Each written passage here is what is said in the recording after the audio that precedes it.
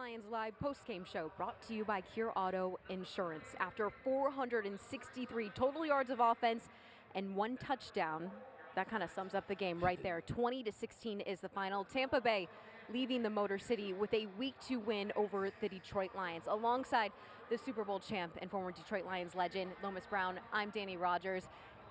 We'll get right into this game. Is this one of the tapes that you kind of chuck or maybe bury into the ground like Lions have done before? You know what, Danny? It wasn't a pretty win, but I think it's so much you can learn out this game. So I know the coaches are going to take time, go through this film with these guys. Like you say, it wasn't pretty at all, but it's a lot of teaching moments, a lot of things that they can go over that probably help them for the Arizona game. So I don't think you burn this one up. I think you make the guys watch this. As painful as it's going to be, you make them sit there and watch it. Well, let's check out the final stats from today's matchup against the Bucs. Last time they were here, playoffs, big win for Detroit Lions. Lions aren't too happy after this one. Here you go, final stats, 324 passing yards, Detroit over Tampa Bay. They edged them out in the run game as well. You take a look at the total yards, that is staggering considering only 1 touchdown past the plane here today. 71 penalty yards, 41 of those coming off of a Terrion Arnold defensive pass interference call in the first quarter early on. And then Lions also edge out these Bucs in terms of time of possession. So when you look at these stats, and we didn't mention the 2 INTs from Goff. Yep. What were the daggers in this game that could not get Detroit going? So I think 2 things, Danny. Turnovers, like you said, only 2 from Jared, but they're drive stoppers, especially when you got the rhythm going and then you kind of shoot yourself in the foot. That really hurts you. And then the other thing we talked about was red zone. Anytime you get an opportunity to get in the red zone, you try to put up 7 points, but you must put up some points. And that's where I think hurt us probably the most today. Yeah. Red zone, 1 for 7, 14% for these Detroit Lions today. 1 of 2 on goal-to-go attempts, and we talked about that. That was a crusher as well. All right, head coach Dan Campbell is standing by at the podium. Let's go to him. Start here. I would tell Coach Bowles over there, it's a good job, man. Those guys, once again, it's our 3rd match with them, and they go all out over there. And once again, just play, give you everything they've got. It's an unbelievable competition, and so congratulations to those guys the way they played. That's 1. 2 is, I asked for improvement from last week. Was the story, and we did improve. And their coach cost them. Their head coach cost them this one. So, critical error into half, and 100% on me. We improved. There's areas we got to continue to improve on, but it's not okay. So, anyway, we fought. We got down there. Certainly offense, we double up in yardage. We get down the red zone. We can't get, TDs. And that was kind of the story of the game. Defense, I thought, played lights out.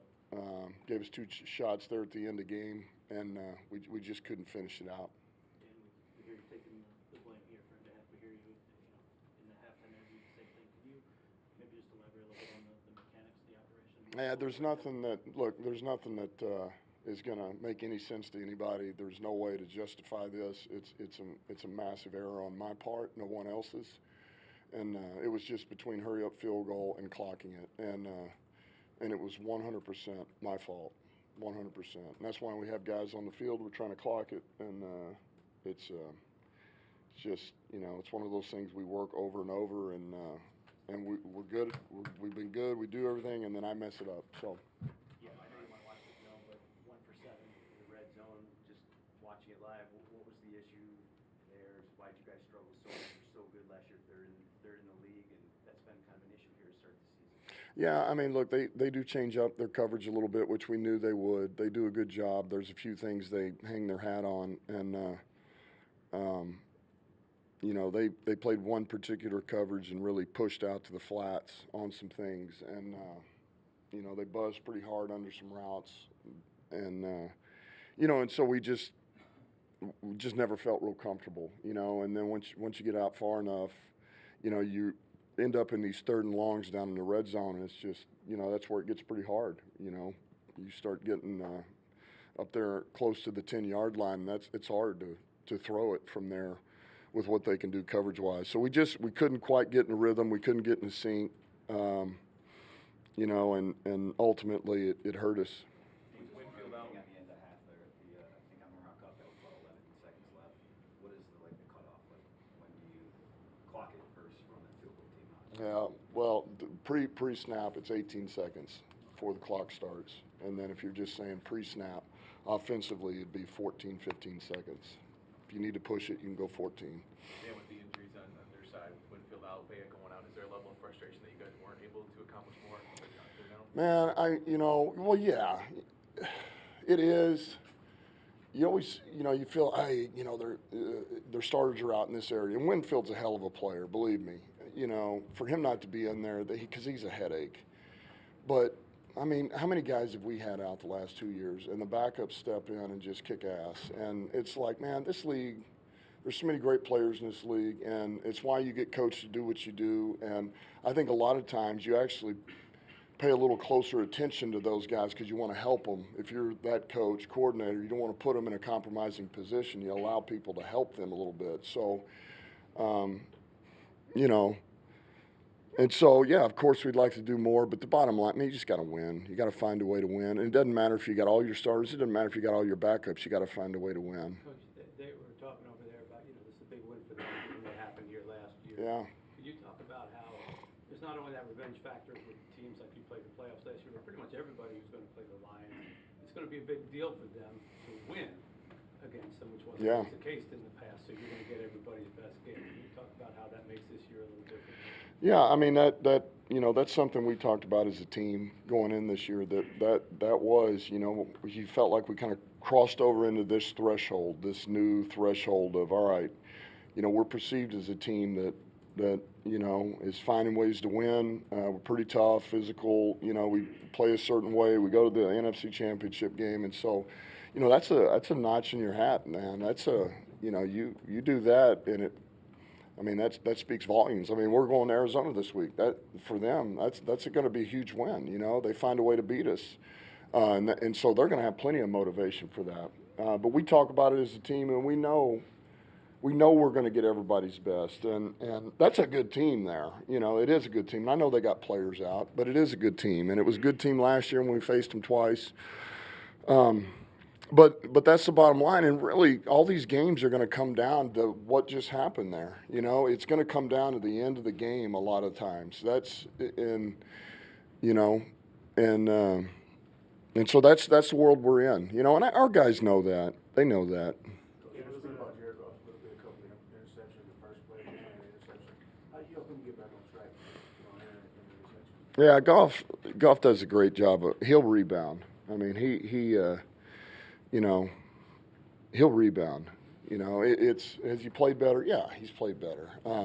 But I know him, and he never stays down. He's going to be in immediately. He's going to look at it tonight. He's going to come in tomorrow, and he's going to take ownership, and he's going to be better.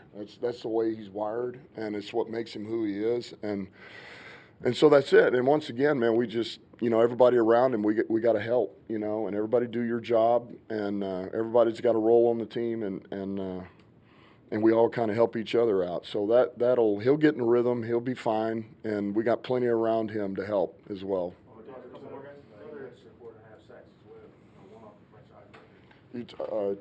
Yeah. Yep. Why do you think he was able to break through today? What does that do for him? This type of performance. Well, once again, Hutch. I mean, his amount of growth. It goes without saying, his motor is unbelievable. I mean, this guy is, to be able to play at the rate that he plays at that intensity for that many snaps in a game it's rare. And then on top of that, he's got talent, and he's continued to develop his different moves. I mean, he's got different moves now. He's developed, he's got the long arm, he's got the spin, he can dip and rip, he can chop, he can swat. And so if you ever get one-on-one, I mean, he's going to eat you up. I mean, more times than not. And I would say they held the ball a little bit more today than what we saw last week. I mean, these guys tried to push it a little bit more, 5-step, and early I didn't feel like they were helping on some of the passes, whereas the game got later, they were not going to allow that anymore, and they chipped and nudged, and so he's having to try to beat double teams. But he's a force right now. He's a force. You had an opportunity to kick a 59 You had an opportunity to kick a 59-yard field goal early in the fourth quarter. They had just come off a scoring drive. How much did that impact your decision there? How much do you think about letting Jake quit there? Yeah, it really didn't. It really didn't enter my. I mean, it was, yes, there was a thought, but not enough to sway me. Like, I just felt like, man, the best thing here was, we need to green light this thing and get down there and find a way to score a touchdown. And I just felt like that's where we were at with it. And our defense was playing good, but you just felt like this game we were just about to cross over into, high performance. The next first down, the next offensive, we were about to just take off. And this thing's gonna end up in the end zone, and it did. We got propelled to the next one, but then we could never, get in the end zone. So I just felt like the thing to do there was to see if we could score a touchdown. That was the one you punted on, he's talking about, I think, right at the start of the fourth quarter. Yeah. When you punted, you didn't go for it on fourth down. Yeah, what was give me the down and distance? It was 4th and 7. You want? Well, I didn't go for it on 4th and 7, did I? No, Right. I think that's what he's asking. He's asking. Yeah. What are you asking me? I'm sorry. Why did you not kick the field goal instead? Try. Oh, yeah. Listen, that was I know that was a long field goal. Yeah, we let Fox punt it in there, right? Yeah, so that's something we kind of talked about this week, was they got a pretty good punter over there. Man, if we get in one of these, I would rather use Fox, man, from the time we started in spring. Let's get in there and let's try to kick it inside the 10, pin them, play defense. I'm sorry, that's what that was, yeah. Felt like we had enough time. We had probably a couple of possessions left before that was how I felt. Quiet game for Sam Laporte. I'm just wondering what you guys lose offensively, especially in the red zone when you're not able to get him the ball. Yeah, I mean, we lose points, which is kind of why you're asking what it is. But, we have things in for Sam. We called one of them early, and they did a good job on him. And then we dumped it down to Gibbs, and, we made pretty good yardage there. So we have stuff in for them. They did a good job. They covered things well. And so much of what we're about when you get down there is if it's not there, you check it down, and, man, we knife the defense and just try to, chip away at it until you can get in there and then either run it in or throw it in. So, we weren't great at that early in the game, but we got better. But Laporte will be fine. He's going to be fine, and we know, there's a place for him here. We got to get him the ball a little bit, and we've got the guys here, so we'll clean ourselves off and move forward. Can you focus on the field goal mishap, and I'm sure everybody else will as well, but you controlled the game twice as many yards, twice as many first downs, seems like twice as many opportunities. Are you going to beat yourself up over some of the other things that happened, some of the other mistakes? Sure. Yeah, sure. I mean, look, there's plenty of things that we got to clean up. Absolutely. But, listen, man, you got to take ownership, and this game's no different than anything else. And the players got it hard enough as it is, going toe-to-toe with a good opponent, to have to overcome whatever that is. Could be calls, could be coaching, could be whatever, and it's too hard. So that's the bottom line. But, yeah, there's things we got to clean up, and they will be acknowledged. And listen, we got the right guys here. We'll clean it up, and we'll move forward. Anything more than cramps for St. There? No, he's all right. I think, I don't think it's anything long-term. So that's good news. What about Ennis too? Yeah, it happened in pregame. It was just a little hamstring. I don't know. So that happened literally 4 minutes before we had to turn in the inactive. So we were up against the clock. But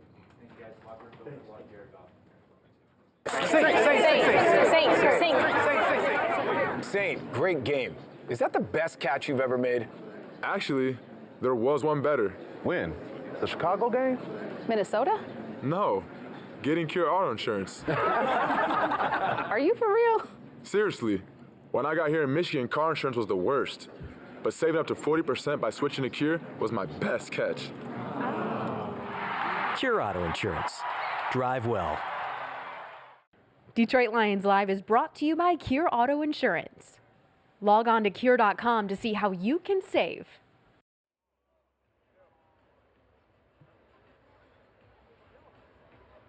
Head coach Dan Campbell unwavering in his stance that the Detroit Lions did improve today, and he put a lot of pressure on his back for the play calls that were made in this game. But let's talk about quarterback Jared Goff. From the get-go, it felt like he was out of sync. What did you see from Goff? Yeah, Danny, I felt he was uneven basically the whole game, and that wasn't the Jared Goff we've been used to seeing. That's not the Jared Goff that's been leading us the last couple of years. And you have games like that. I mean, everybody's going to have a bad game here and there, but it just didn't feel right from the start to beginning. He tried to get it going, and wow, Danny, 55 pass attempts. That's a lot, and I know you don't really want your quarterback throwing it that much. You want balance, and that's one thing we didn't have today. We didn't balance between pass and run, and Tampa Bay did a great job of kind of frustrating Jared and doing some things that really made it tough on Jared.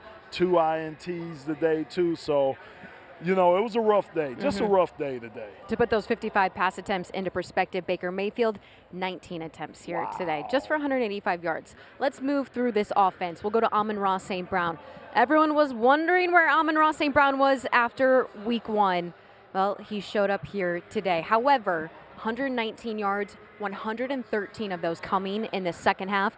This offense sure could have used that production in the first half. Thank you, Danny. I say you have to start going to him early in the game, because to me, he's the one that settles Jared down. He's the everybody say the tight end is normally a quarterback security blanket. To me, it's Amon-Ra. He is Jared Goff's security blanket. He goes to him early. I think it calms Jared down and the rest of that offense. So good that he put up yardage today, but like you said, we could have used a lot of that in the first half. Amon-Ra, typically the safety blanket, but over the last 2 games, Jamison Williams in his 3rd year keeps showing up. He finished the day with 79 receiving yards on 5 pass attempts. That long 50-yard catch felt like this game was going to get into some kind of rhythm.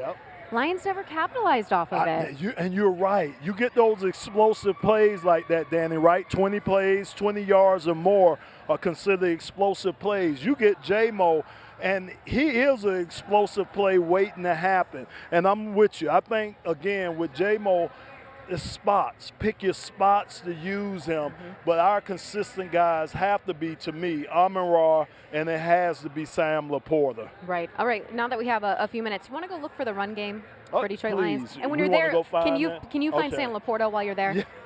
Okay, let's go to this rushing attack for the Detroit Lions. Jahmyr Gibbs, he did finish the day with 84 yards, but once again, a slow start, just 22 yards in the first half for Gibbs today. So he and Montgomery, not the 1-2 punch we saw like last week when Montgomery punched in that over-T winner. Gibbs, though, how did he still get himself involved, especially later on in this game? Yeah, I thought Jahmyr did a nice job, Danny, when he got the opportunity to stick his foot in the ground and get upfield. I thought he did a great job of doing that. He was running through arm tackles today. I don't know if I've seen him run as hard as he ran today. Ran through multiple arm tackles today.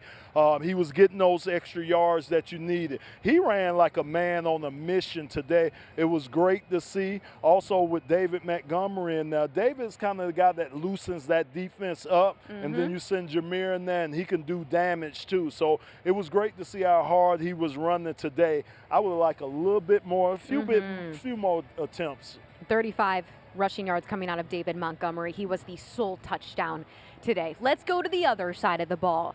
We almost witnessed history here today, Lomas Brown, with Aiden Hutchinson. Yes. His sack game was incredible. That's why we're talking about him for player of the game. He was all over the field, 3 sacks alone in the first quarter.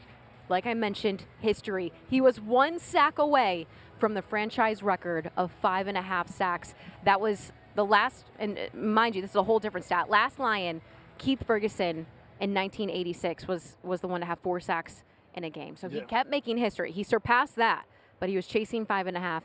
He doesn't get it. Yeah. Ends with 4.5 on the day. Why was he so disruptive? So can I tell you this, Danny? I actually text Bill Gay during the game because Bill has the record Amazing. for 5.5 sacks. So you And witnessed that in person? I didn't witness it. Okay. He got it before I got here. Okay. But I said, Bill, the young fella's trying to take your record down today. So it was unbelievable What did he to say in the watch him. text? I'm going to let you know in Okay, the break. okay, great. I didn't get it back yet. All right, perfect. He's a slow person responding Okay, back. well, he was Okay. quick at one point in his Yeah. life. Taking a look at Aiden Hutchinson's final stats. There you see it, 5 tackles, 4.5 sacks. Listen, this is the stat of the day that Mike Brett, our fabulous statistician, Yes. sent to us. 12 QB hits last week against the Rams for this entire Detroit Lions defense. Just 5 today. Guess who they all came from? Aiden Hutchinson. Aiden Hutchinson. Yeah, he needs help, Danny. He really needs some help up there. Again, I know Marcus Davenport wasn't there today. I know Derek Barnes played a lot of Marcus' position, but we just got to get more production from the opposite end. Or if it's not the opposite end, our guys in the middle. We got to find somebody else besides Aiden Hutchinson because now you better believe they're going to slide the line to Aiden. They're going to double team Aiden like they started doing late in the game, chip blocking them. So he's going to draw a lot of attention. The other guys on that line, they're really going to have to step up now. You mentioned the interior of that defensive line. DJ Reader, Yeah. debut in Detroit Lions uniform. Didn't see much of him today. No, you didn't. I mean, he had one good player on the TT stunt that enabled the guy to get to Baker Mayfield. But you're right, Danny. You didn't see much. And what can you expect, Danny? He's been out for a long time, coming back off that injury. No training camp that he had this year. Hadn't played in a couple of years. So he's going to be fighting a lot of that rust that he has on him. But I expect him to get better and better. As the year goes on, I expect DJ to get better and become more of an impact player. Let's take a look at Branch real quick. Led all tacklers for Detroit Lions defense. 2 passes defended. Finally gets his hands on an interception. We thought he would have had 3 last week. Yeah. He delivered in that secondary today. Carlton Davis, we were kind of looking for him to step up there. He had a big pass breakup. It might have been called for a DPI, but it was not. No, he could have got. I thought his was more egregious than what they called against Terrion. I mean, I really did. But again, these guys, and we had Brian Branch on the show on Friday, and he said they needed to play these group of wide receivers as a group, meaning not individually, but the defensive secondary was going to have to work like a group to defend Mike Evans, Chris Godwin, and those guys that Tampa Bay brought here today. So, you know, I wish he could have got a couple of more INTs last week to boost this up today, but I'm glad he got him one today. Let's talk about special teams. Jake Bates continues to be someone that this team can rely on in crunch situations. Here he is, 3 for 3 on field goals here today. Extra points, all good on that. Well, he only had to kick 1, so there you go. But there you see it. Jake Bates continues to be a star on the special teams. Remember, he came in, not a whole lot of experience in the kicking game, in the NFL game. So he continues to shine. If you listen to him in a press conference, I highly recommend it. But we just broke down all the things this Detroit Lions team. Now let's have the quarterback, Jared Goff, do it for us. He's at the podium now. Let's hear from him. Yeah. What was the struggle this No, I don't know if I put my finger on it. It was a lot of things, but that's ultimately the difference in the game. You know, we get down there, we score touchdowns, we probably win the game, and unfortunately we didn't. And we tip your cap to them. They had good, stingy red zone defense, and we didn't make enough plays down there. Dan Campbell said that he felt like you guys were just on the verge again and again Yeah. and again in the red zone, just on the verge. You had twice as many yards than they Yeah. did. Did you feel the same way? I don't know if the numbers are indicative, but I felt like we were moving the ball really well, and really felt like I was in a great rhythm at times throughout that game, and had 2 costly turnovers there. The first play of the game was unfortunate the way it happened, but the second one was entirely on me, and we were moving the ball well, though, I guess is my point, and unfortunately just couldn't finish drives in the red zone, and that'll get you beat. Can you explain maybe what you saw in the first one? Looked like Jameson got bumped off his rod a little bit at the top. What did I see? I saw pass interference on the defense, but listen, I mean, I've had a million plays that should have been called pass interference that weren't, and that's one of them. And chalk it up to the game, and it happens, and got to respond. And I thought we did respond, and I thought I responded, but stuff like that happens all game long. And I've had plays that weren't pass interference that were called pass interference throughout my career. So you take the punches and you move on. Something that DJ Reader said, he just told us that he thought it was a little bit rare to see a head coach take blame, accountability for the halftime, right before halftime, right? That's critical. Does it matter to you guys when your head coach sets that example of taking ownership, accountability? Does that help you guys move forward faster? He's at the top of the pyramid here, and when the guy at the top takes accountability like he has throughout his career, and even today, it makes it all easier for everyone else to take accountability when they're at fault. And I know he did take accountability for that, but we had plenty of opportunities to overcome that and make the plays to win the game. And I know he's going to be hard on himself, but as players, we got to be better. I got to be better. I got to pick him up. I got to pick up other guys. The guys got to pick up me. That's how we win. And unfortunately, we couldn't overcome too many mistakes today. There's been so much positive energy entering the year. You guys got to 1-0 start. Was this like a punch in the mouth, a little bit of wake up call for y'all that hey, we still got to do what we got to do? Absolutely. I mean, yeah. I mean, I don't know if a wake up call. I think that's a good team. I think we fought hard. I think we didn't make enough plays. I think we had too many mistakes, and they had less mistakes than we did. And ultimately, at the end of the game, we kind of had a chance to win it a couple times there, but it just wasn't enough. And they're a good team. We're a good team. It's early in the season. It'll be definitely a learning experience for sure for us to look at and go, okay, what went wrong and how can we fix it? And I think if I remember correctly, we started 1-1 last year, and we're able to respond from that pretty well. So it's early in the year, but it's a good learning experience and a chance for us to dive into what went wrong and how to not let that stuff happen again. Some people will say, look at the last two drives and say, why don't you throw it into the end zone? And those plays Sure. are probably too simplistic. Yeah. Can you just explain maybe why that is too simplistic, and then B, just what you were trying to accomplish?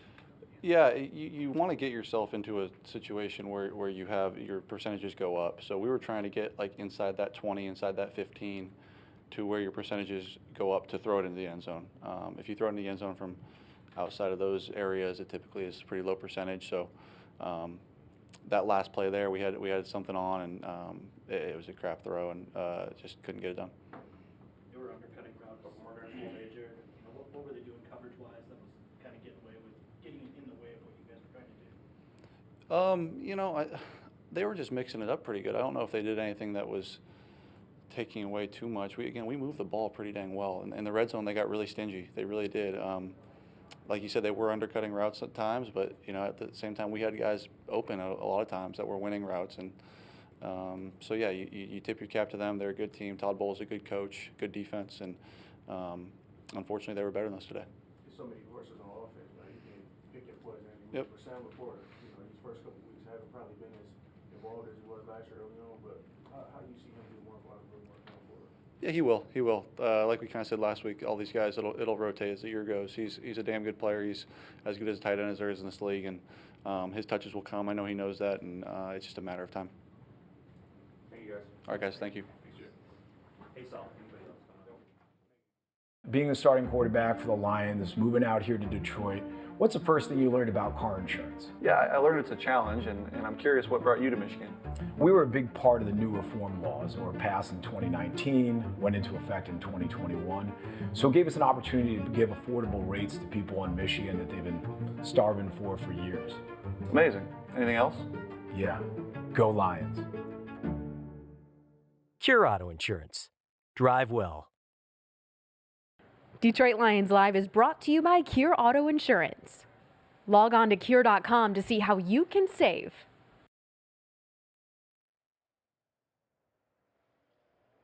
Lomas, it sure does make you wonder if Sam Laporta was involved earlier, how this game could have changed a little bit here, offensively, at least for these Detroit Lions. Okay, let's take a look around the league. Some scores I know people are going to want to hear about because they shocked us. Yes. Where do we want to? I want to go right to New Orleans, Dallas, 44-19. Alvin Kamara. Danny almost Alvin put Kamara. 50 up on Dallas. Yeah. That's crazy. That Dallas defense typically lights out. Green Bay just inching out the Colts 16-10. Let's go to the next page. We want to keep up with all of the NFC North action.